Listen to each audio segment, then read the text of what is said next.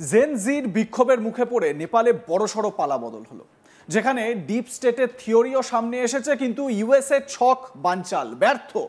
নেপালের দায়িত্ব নিয়েই ভারতের প্রধানমন্ত্রী নরেন্দ্র মোদীর ভূয়সী প্রশংসা করলেন জেনজি দ্বারা মনোনীত সুশীলা কার্কি, মানে প্রাইম মিনিস্টার বা অন্তর্বর্তী সরকারের প্রধান সুশীলা কার্কি। তিনি প্রধানমন্ত্রী মোদীর ভূয়সী প্রশংসা করলেন, জানিয়ে দিলেন ভারতের সঙ্গে নেপালের সম্পর্ক ভালো। তিনি বললেন ভারত তাকে বোনের মতো দেখে।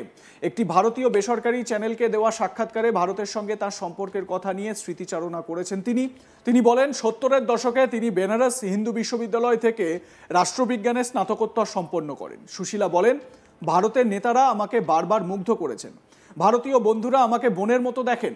আমার এখনো বিএইচইউর শিক্ষকদের কথা মনে আছে। ভারত সবসময় নেপালের ভালো চেয়েছে। প্রধানমন্ত্রী নরেন্দ্র মোদীকে শ্রদ্ধা জানাচ্ছি। মোদীজি সম্পর্কে আমার খুব ভালো ধারণা রয়েছে। জেনজি প্রজন্ম আমাকে স্বল্প সময়ের জন্য অন্তর্বর্তী সরকার চালানোর দায়িত্ব দিয়েছে। আমি জাতীয় স্বার্থেই কাজ করব। অনেক দিন ধরে আমরা ভারতের সাথে যোগাযোগ করছি না, তবে আমরা এই নিয়ে কথা বলবো। যখন কোনো একটা আন্তর্জাতিক বিষয় হয় তখন দুই দেশের মধ্যে কিছু লোক একসঙ্গে বসে একটা নীতি তৈরি করে। আমরাও তাই করব। ভারত সবসময়ই নেপালকে সাহায্য করেছে। কিছু ক্ষেত্রে বিরোধ থাকলেও আগামী দিনেই আবার ভারতের সাহায্য পাবে নেপাল। তবে আমাদের দুই দেশের নাগরিকদের মধ্যে বরাবরই একটা ভালো সম্পর্ক আছে। এই সুশীলা কার্কি, যার সঙ্গে ভারতের একটা ডিপ কানেকশন রয়েছে, তিনি কি বলছেন, তার বক্তব্য কি, একবার সেটাও গ্রাফিক্যালি একটু দেখে নিই।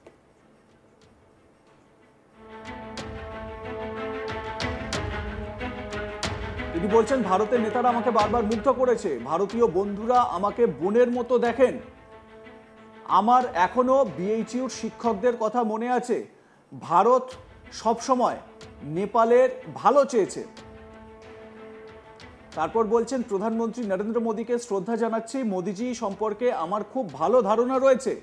জেনজি প্রজন্ম আমাকে স্বল্প সময়ের জন্য অন্তর্বর্তী সরকার চালানোর দায়িত্ব দিয়েছে। আমি জাতীয় স্বার্থেই কাজ করব। অনেক দিন ধরে আমরা ভারতের সঙ্গে যোগাযোগ করছি না, এটা খুব গুরুত্বপূর্ণ কথা বলেছেন। তারপর তিনি বলছেন তবে আমরা এই নিয়ে কথা বলবো। যখন কোনো একটা আন্তর্জাতিক বিষয় হয় তখন দুই দেশের মধ্যে কিছু লোক একসঙ্গে বসে একটা নীতি তৈরি করে। আমরাও তাই করব। ভারত সবসময়ই নেপালকে সাহায্য করেছে। কিছু ক্ষেত্রে বিরোধ থাকলেও আগামী দিনে আবার ভারতের সাহায্য পাবে নেপাল। তবে আমাদের দুই দেশের নাগরিকদের মধ্যে বরাবরই একটা ভালো সম্পর্ক আছে।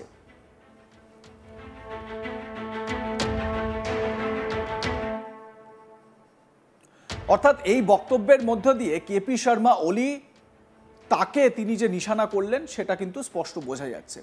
এই কেপি ওলি যখন ভারত বিরোধী মনোভাব সামনে এনেছেন বারবার, তার বদল ঘটলো, মানে তার জামানার বদল ঘটলো।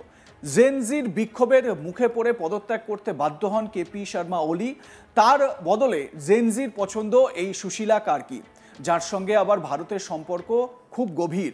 তিনি বলেন এই আন্দোলন দুর্নীতির বিরুদ্ধে হয়েছে, এখানে জানে শেষ করার ছক কষা হয়েছিল। এর পরিণাম মোটেই ভালো নয়। এই ঘটনায় আমি নিন্দা করি। এখানে মানবতাকে শেষ করার চেষ্টা হয়, আমি এর নিন্দা করি। অন্তর্বর্তী সরকারের প্রধান সুশীলা কার্কি কি বলেছেন শোনাবো তার বক্তব্য।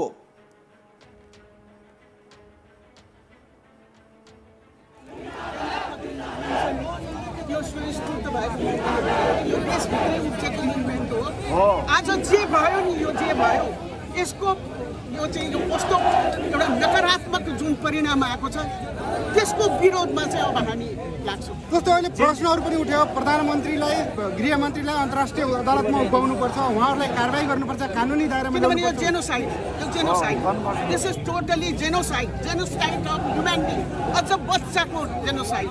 तपाईँ पनि पूर्व प्रधान न्यायाधीश भइसक्नु भएको, यसमा सर्वोच्चको भूमिका चाहिँ के हुनुपर्छ? म अहिले सर्वोच्चको भूमिका के हुनुपर्छ म चाहिँ भन्न सक्दिनँ।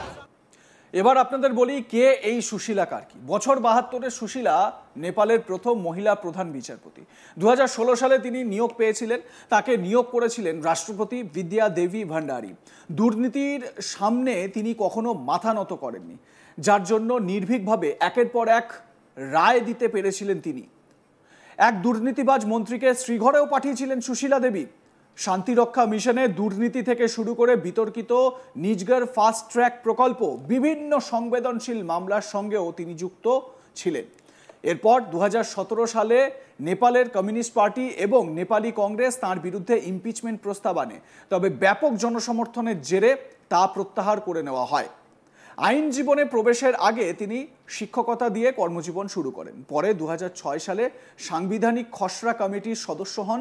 2009 সালে সুপ্রিম কোর্টে অ্যাডহক বিচারপতি এবং 2010 সালে স্থায়ী বিচারপতি হন। 2016 সালে কিছু সময়ের জন্য ভারপ্রাপ্ত প্রধান বিচারপতির দায়িত্ব পালন করার পর পূর্ণ দায়িত্ব পান। তিনি জেনজির পছন্দ ছিলেন। নেপালের বিরাটনগরের শঙ্করপুরে 1952 সালে তাঁর জন্ম। রাষ্ট্রবিজ্ঞান নিয়ে স্নাতকোত্তর স্তরের পড়াশোনা শেষ করেছেন উত্তরপ্রদেশের বেনারস হিন্দু বিশ্ববিদ্যালয় থেকে। জীবনের প্রথম দিকে কার্কি ছিলেন শিক্ষিকা। পরে 1979 সাল থেকে তিনি আইনজীবী হিসেবে কাজ শুরু করেন। আর এবার তিনি নেপালের দায়িত্ব নিয়েই বুঝিয়ে দিলেন ভারতের সঙ্গে তার সম্পর্ক ঠিক কতটা ভালো। যেটা কার্কির এই যে বক্তব্য, তাতে এটা স্পষ্ট, ভারতের সঙ্গে নেপালের যে সম্পর্কে স্থিতিশীলতা চলে এসেছিল, সেই স্থিতিশীল সম্পর্ককে বা সেই শীতল সম্পর্ককে উষ্ণ করার জন্য তিনি সর্বতরকমভাবে চেষ্টা করবেন। প্রসঙ্গত, নেপালে ঠিক কিভাবে অশান্তি শুরু হলো? ঘটনার সূত্রপাত সোশ্যাল মিডিয়া ব্যানের সিদ্ধান্তকে কেন্দ্র করে।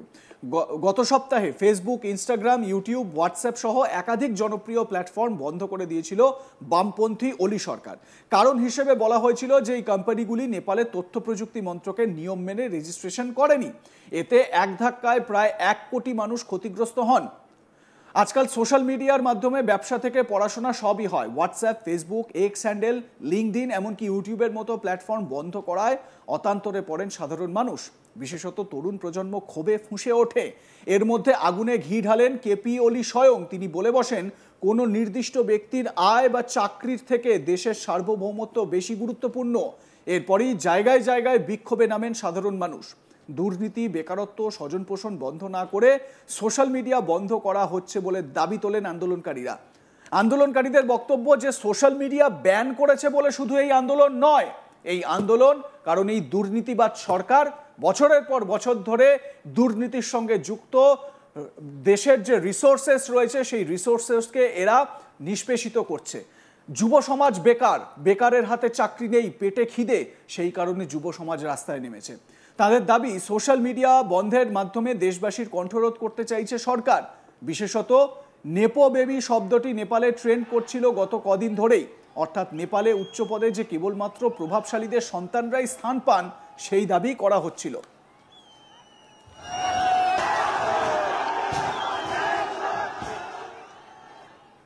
আপনাদের মতামত জানান, দেখতে থাকুন আজ তাক বাংলা। সাবস্ক্রাইব করুন আমাদের ইউটিউব চ্যানেলটি, বেল আইকন প্রেস করুন নোটিফিকেশন পেতে।